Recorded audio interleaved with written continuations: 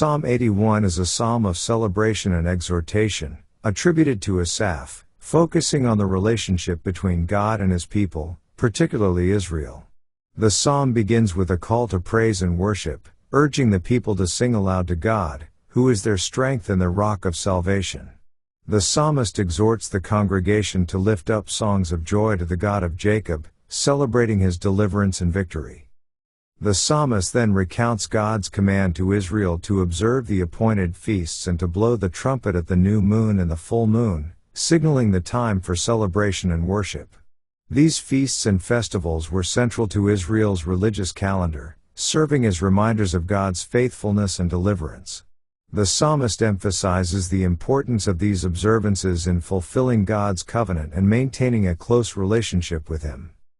In the midst of the celebration, the psalmist speaks in the voice of God, reminding the people of His sovereignty and their obligations to Him. God declares Himself as the Lord who brought Israel out of Egypt and warns them against worshiping foreign gods or bowing down to idols.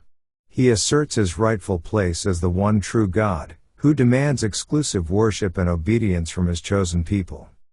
The psalm concludes with a lament over Israel's disobedience and God's longing to bless them if only they would listen and follow His ways. God expresses His desire to open His mouth and fill Israel with good things, to satisfy them with honey from the rock. However, Israel's refusal to heed His voice and follow His commandments leads to their own downfall.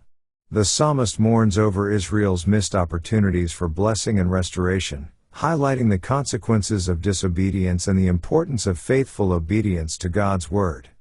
Let's now read Psalms chapter 81.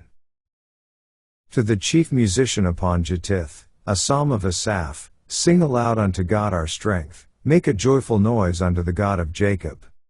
Take a psalm, and bring hither the timbrel, the pleasant harp with the psaltery. Blow up the trumpet in the new moon, in the time appointed, on our solemn feast day. For this was a statute for Israel, and a law of the God of Jacob. This He ordained in Joseph for a testimony, when he went out through the land of Egypt, where I heard a language that I understood not. I removed his shoulder from the burden, his hands were delivered from the pots. Thou calledst in trouble, and I delivered thee, I answered thee in the secret place of thunder, I proved thee at the waters of Meribah. Selah. Hear, O my people, and I will testify unto thee, O Israel, if thou wilt hearken unto me. There shall no strange God be in thee, neither shalt thou worship any strange God. I am the Lord thy God, which brought thee out of the land of Egypt. Open thy mouth wide, and I will fill it. But my people would not hearken to my voice, and Israel would none of me. So I gave them up unto their own heart's lust, and they walked in their own counsels. Oh, that my people had hearkened unto me, and Israel had walked in my ways. I should soon have subdued their enemies, and turned my hand against their adversaries.